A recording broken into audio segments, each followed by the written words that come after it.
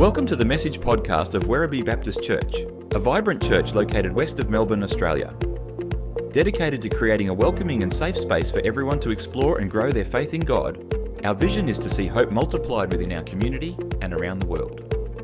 We hope this podcast serves as a source of encouragement and spiritual growth for you. Thanks for listening, and we look forward to journeying with you in faith.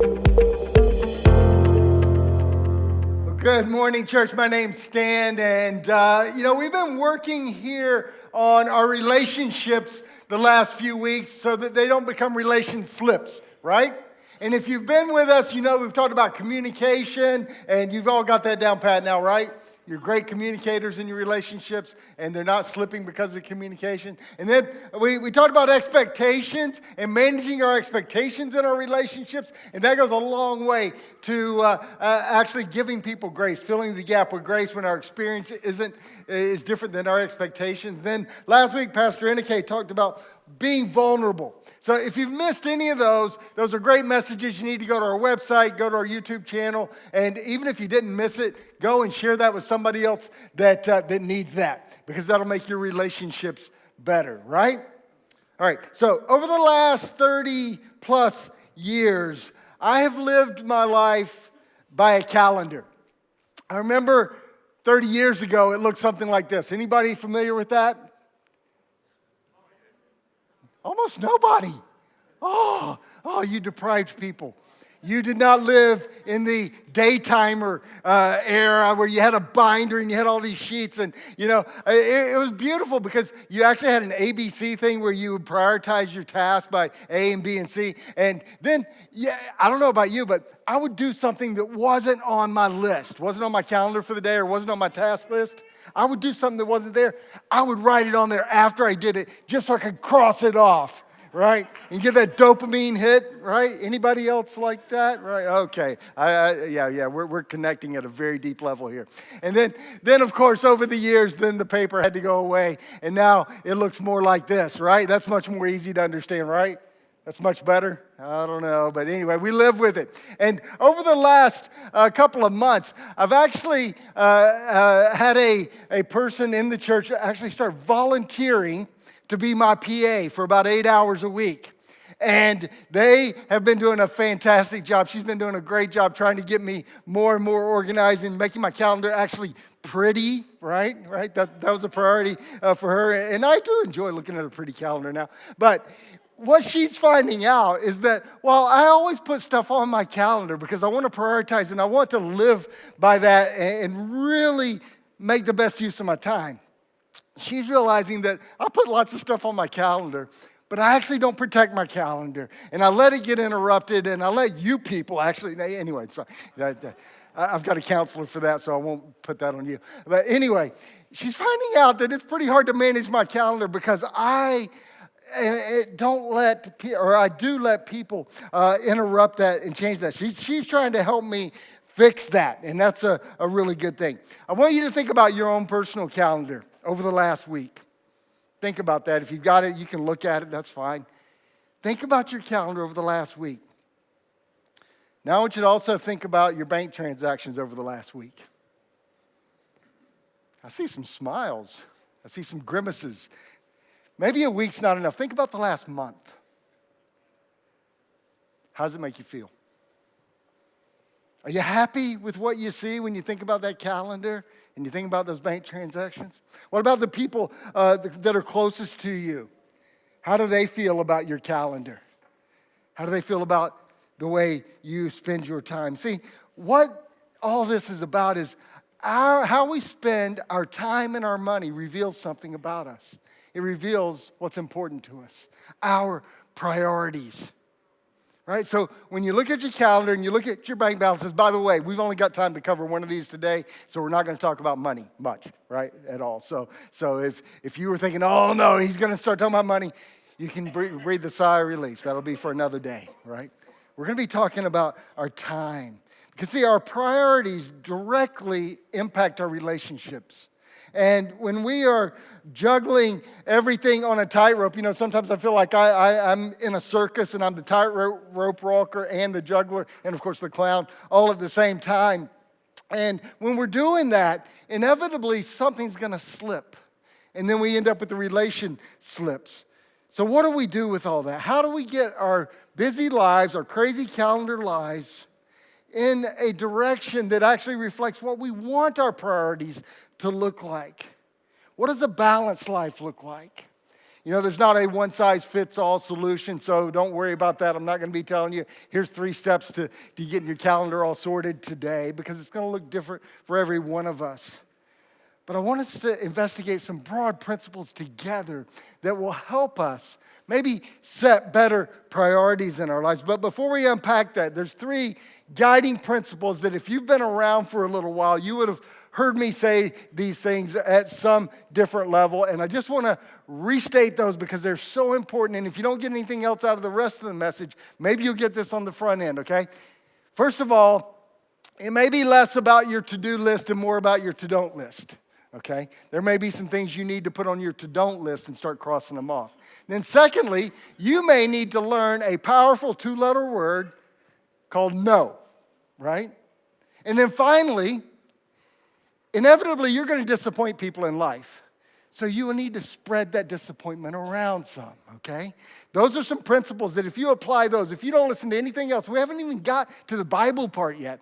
Those will transform how you set your priorities and how you live your life. But let's get to the God part. The Apostle Paul, he was writing a letter to a church in Ephesus. The city at Ephesus was a commerce center, and it was a flourishing city. It was also a center for paganism. The temple to the goddess Diana was there, and they had industries around making idols and things like that. And we might say they had some pretty messed up priorities. And the Apostle Paul is writing to them to address some of that. And he, in chapter 5, really goes deep on relationships and talks about their relationships with each other. So that's where we're going to pick up the topic today. In Ephesians chapter 5, verse 15, it says, "So be careful how you live. Don't live like fools, but like those who are wise." Okay, if we just do that, we're in good shape, right? But what does it actually mean to do that? How are we going to be careful about how we live? First of all, we're going to be wise as we prioritize. That's what we're looking at here. We need to be careful. The word careful means to be able to see. It means to be watchful. It means not blind to the consequences of what's going to happen. And then it says, be careful, so be watchful about how you live. Literally, that means how you walk, how you behave. Now, we've all been walking through our house or walking through a store or wherever. We've all been walking, and you see something, and you're careful because you don't want to step on it. Legos in the floor, right? For those of you with kids. Aren't they fun? Yeah, the sharp edges and everything. And we want to be careful how we step, the direction that we go. But you know, there's a principle here. Because your life and your relationships are not where they're at by accident. They are there because of the way you have chosen to set priorities and the way you have chosen to live. Now, I do understand that sometimes there are outside influences and other people can affect how we do things, but largely we are where we are in life. We are where we are in relationship because of decisions that we have made. See, your relationships are in the state they are in because of the decisions you've made. And here's the principle that you need to take home for that. Direction, not intention, determines your destination. Okay? Direction, not intention, determines destination. It works kind of like this. If I want to go to the Gold Coast, it's the middle of winter in Melbourne, and I want to go to the Gold Coast, so I'm going to get my car serviced, right? And it's going to be all set and ready to go. I'm going to pack it really nicely and tightly so I get the most out of it. All I need is a swimsuit, right, and some flip-flops. So, but anyway, I'm going to pack it all right and everything, and I'm going to actually even pray about the trip and say, God, give me safety as I travel and help me to relax, help me to stop thinking about work, help me to have a great break. Then I'm going to get in the car and I'm going to start driving west. And I'm going to keep driving west for 8 hours. Where am I going to be? I'm going to be in Adelaide, right? And then I'm going to spend the night in Adelaide because clearly I'm on my way to the Gold Coast. And then I'm going to get up in the morning and I'm going to keep driving west. And I'm not going to stop again till I can't go anymore. So I'm going to drive for the next 24 hours. And where am I going to be? Broome. I was thinking Perth, but I planned my trip. I prayed about my trip. I got the car all ready and I packed it right and everything. What happened? Direction, not intention, determines your destination. I'm not in the Gold Coast because I went west when I needed to go north, right? Right? My brother down there from the Gold Coast area, yeah. He's wondering, why in the world did I head south? Direction, not intention, determines your destination, Charlie. Yeah. See, our priorities set our pathways. That's a principle in life. Your priorities create pathways, and that sets your direction. See, people talk to people, and they look at their life and say, I have no idea how my life got here. Anybody say that? Don't raise your hands, right? And actually, I think we really do know how it got there if we stop and think about it. Because our life got to where it is because of the choices we made and the way we lived it, right? More times than not, your life got where you are because of the choices that you made. So we need to be careful about that. He tells us in chapter 5, verse 15 of Ephesians, don't live like fools. Now, I love going to the Greek to unpack this. You know what it means to don't live like fools? It literally means, okay, hang on, don't be stupid, right? It literally means don't be stupid. It means don't ignore the consequences. Now, by the way, if you're under 27 years old and you're male, you can't relate to this, okay? Because the front part of your brain that recognizes consequences doesn't fully develop until you're about 28 or 29, right? You're laughing, but it's actually scientifically true. So if you're under that, if you're, seriously, public service announcement, if you're male and you're 27 years old, please listen to other people, right? Because you can't process this yet. Your priorities create your pathways, and we need to live wisely. A wise person in a biblical sense, that means God-centric. What would a wise person, a godly person do? In our quiet times, we've been going through the book of Proverbs, and I don't know about you, but I'm loving the wisdom, but I'm also most days going, ouch, ouch, ouch, ouch. Am I living a wise life most days? Proverbs chapter 12, we're going to continue in Proverbs in the month of November. You can come to this verse. It says, fools think their own way is right, but the wise listen to others. Who thinks their own way is right? I'm taking a survey. Right. There's a few of you. Right. You know what it says about us? My hand's up. I usually think my way is right. What's it say about me? It says I'm a fool, right? Wow, that hurts. Look at this one. Proverbs chapter 14, it says, the wise are cautious and avoid danger. Fools plunge ahead with reckless confidence. Are you a cautious person that moves slow and deliberately? Or are you one of those people who moves quickly and makes decisions quickly and just acts? I want to do something even if it's wrong, right? I'm not going to sit around waiting and being cautious.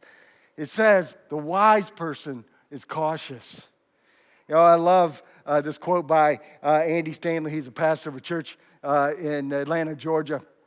He says this, in light of my past experience, in light of my current circumstances, in light of my future hopes and dreams, if I was wise, what would I do? In light of everything I've learned, past experience, in light of where I'm at right now in life, and in light of where I want to be, if I'm wise, then what choice will I make? What will I do? The next verse in Ephesians 5 says we got to be wise, not fools. Then it says make the most of every opportunity in these evil days. That tells us that while we're being wise in setting our priorities, we also need to treat time as a treasure. Your time is the greatest commodity you have. You can make money and jobs and things like that. You cannot create time. There is a limited amount of time available to you. We all have the same amount of time, but it is limited. It says make the most of every opportunity. That phrase, make the most of, means to redeem or buy back. The word opportunity there means seasons. Make the most of the season you're in. Live in that season. We did a whole series talking about seasons. See, there's different seasons for different priorities. If you're a parent who has small kids right now, your priorities are different than mine, okay? Because you're in a different season. And I actually wish I had known what my priorities needed to be when my kids were smaller. We have different priorities, different seasons of life. When our kids are small versus empty nest, when you're single versus if you have a family, your priorities are going to shift and your time needs to be invested differently. It says in these evil days, that's the character of the time we live in. And when the Apostle Paul wrote this, the days were evil, and the city of Ephesus was a city marked by paganism. The days haven't gotten better. The world hasn't gotten better since then in a lot of ways as far as the moral compass of the world and things. So we can certainly apply that during these evil days, during this season. We need to know how we're going to live. Colossians chapter 4, verse 5 says this, live wisely among those who are not believers and make the most of every opportunity. Again, same principle, but Paul's emphasizing here, you're doing this in front of unbelievers. Our testimony to the world out there, they need to look at Christians and say, wow, they live wisely. They're making the most of every opportunity. They're treating their time like a treasure, and they're being wise in their priorities. That is a great testimony to them. Even if they don't love Jesus yet, they'd say, hey, they're actually doing some wise things and they're making good use of their time. Maybe there's something there that I might be interested in. When we think about our time and treating it like a treasure, we need to understand some principles here. You know, there is very little value in the one-off investments of times. I call these things the grand gestures to make up for, right?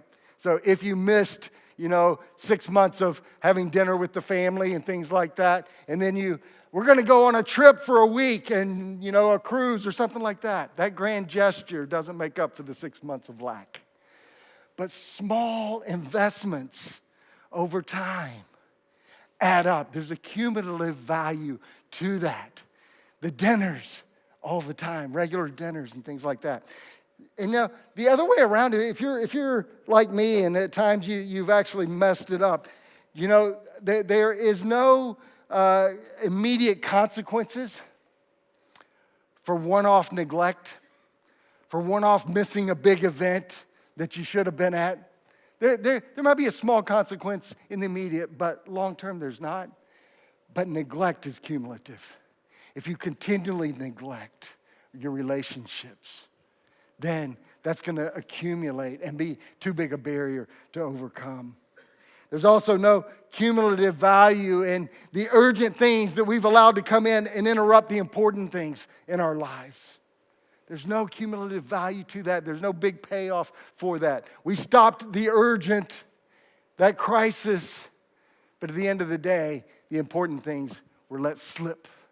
And a lot of those are relationships. So if all that's true, what's the wise thing to do with your time? I would suggest to you being consistent. Just showing up, being consistent. We talk about, quantity time versus quality time. Why choose? Quantity can be quality in itself. I've put it like this.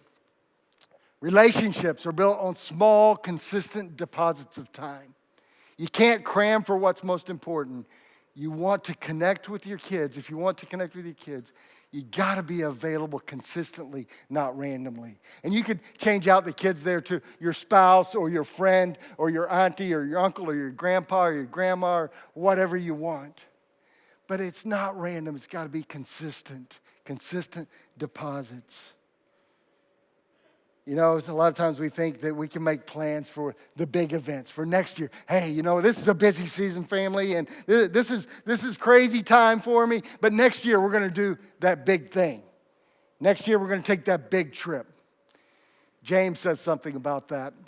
He was the half-brother of Jesus. He says, how do you know what your life will be like tomorrow? Your life is like the morning fog. It's here a little while, then it's gone. What you ought to say is if the Lord wants us to, we will live and do this or that. How often do the plans that you've made for next year get interrupted? A lot? A lot. Somebody just said 80%. A lot of times the plans we're thinking about for the future never happen. So do what you can now. That's making the best use of every opportunity in this time right now.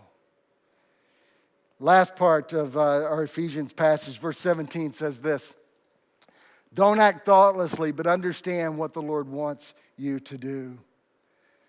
Finally, we need to prioritize pursuing God's purpose. When we're looking at our priorities, we're looking at our time, this needs to be priority number one. Think before you act. It says, don't act thoughtlessly. What does God want me to do? Thoughtlessly means without consideration, without ever asking, okay, does God want me to do this? Would God be interested in me living my life like this, me making this choice? What is it that the Lord wants? Well, before we look at what he wants, we need to understand that if the Lord wants it, he should get it because he's the Lord, right? By definition, what the Lord wants, the Lord should get because he is the supreme authority. He's the owner. But you know what he wants? That word want, it's not a demand. It doesn't say what the Lord demands. It says what the Lord wants. And that word wants means an expression of pleasure towards that which is liked. Think about that. What the Lord wants is good for you.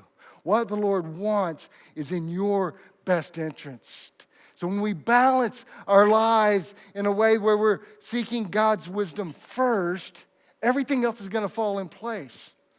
So what are his priorities for us?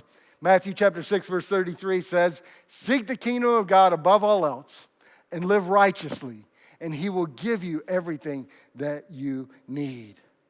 So we start by seeking his kingdom. Seeking his kingdom, very simply, first and foremost, means spending time with him.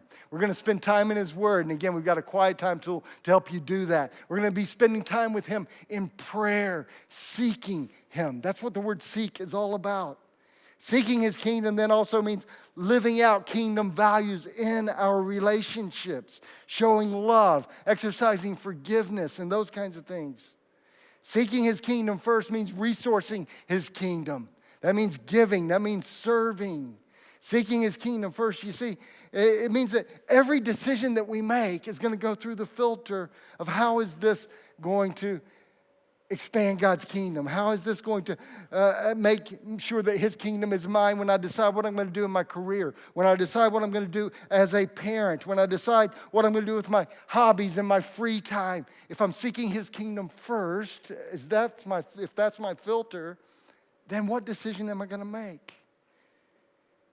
See, seeking his kingdom first isn't about just adding more tasks to our lives, but intentionally living with God's priorities in mind.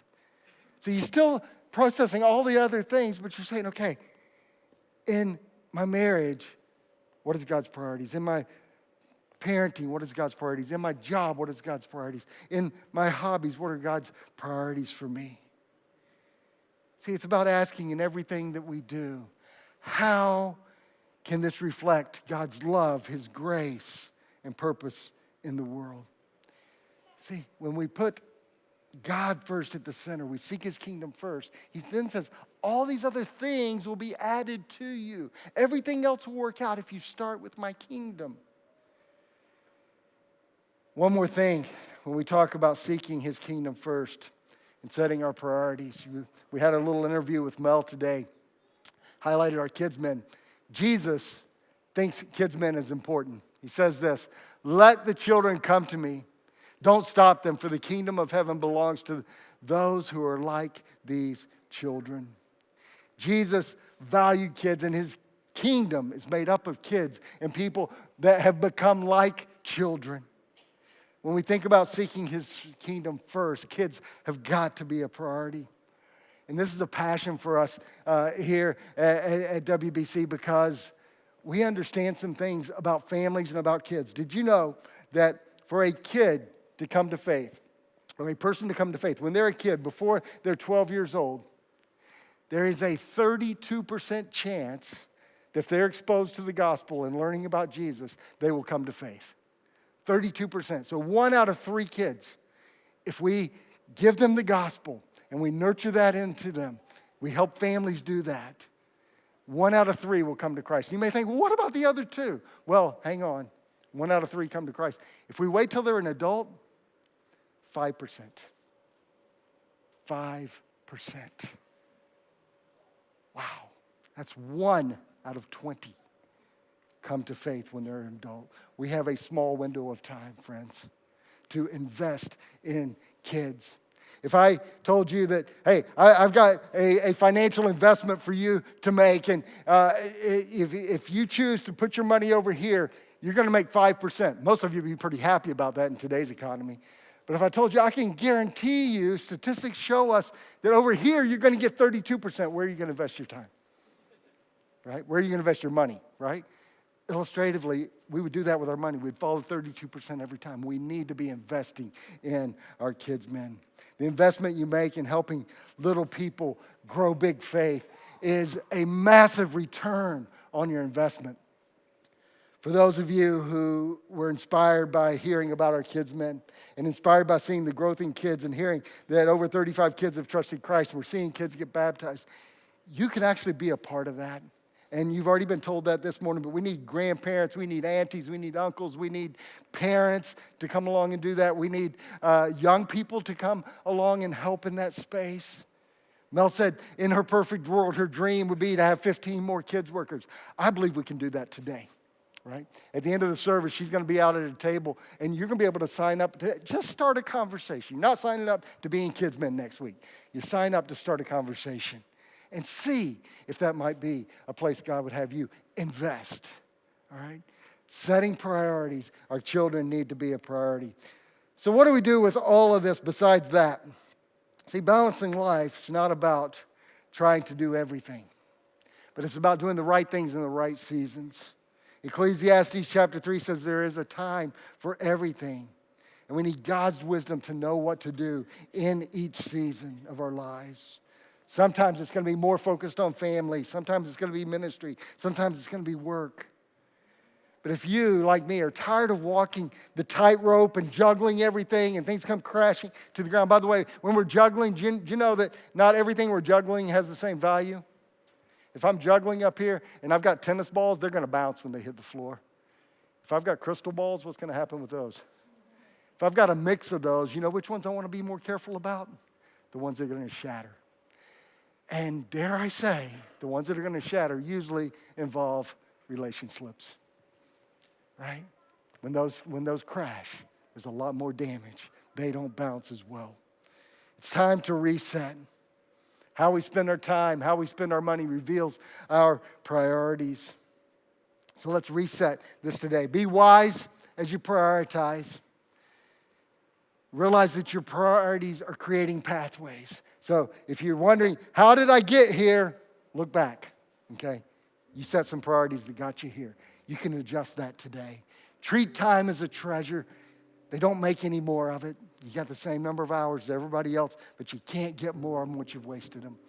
And then prioritize pursuing God's purposes. Balancing life. It's about investing in what lasts. And what lasts are relationships. First and foremost, a relationship with God, and then our relationship with those that He's put in place around us. Are you taking time to nurture your own faith and your relationship with Him? Are you taking time to nurture your family's relationship and faith journey? Are you allowing room for God to guide you in balancing priorities? I'm going to invite you to stand. And then one more summary statement. Again, if you checked out 20 minutes ago, here's the take home for you. Knowing that priorities create pathways, I will choose to spend my time wisely pursuing God's purposes. It's that simple. That's everything I've said, and you can go back and listen to the whole message, but take this home today. Knowing that priorities create pathways, I will choose to spend my time wisely pursuing God's purposes. I trust that's your heart today, and it'll be your heart this week as you go out from here. Father, thank you so much for your word. Thank you for loving us. Thank you for wanting the best and good for us. Thank you for giving us instruction in your word and wisdom through Proverbs and teaching as Paul was trying to write to these believers in Ephesus. Lord, help us learn from them. And Lord, when we look at our life, if we're in a place that we never thought we would end up being because of decisions we've made, help us lean into your forgiveness first and foremost. And then help us set priorities that will create pathways that will lead us to the destination that you have for us.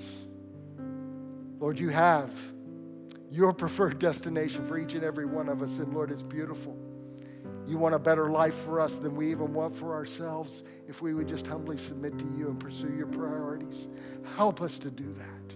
And Father, help us to seek your kingdom first. Help us to hunger and thirst after righteousness so that we can pursue you with passion and see your kingdom built right here. In Jesus' name, amen.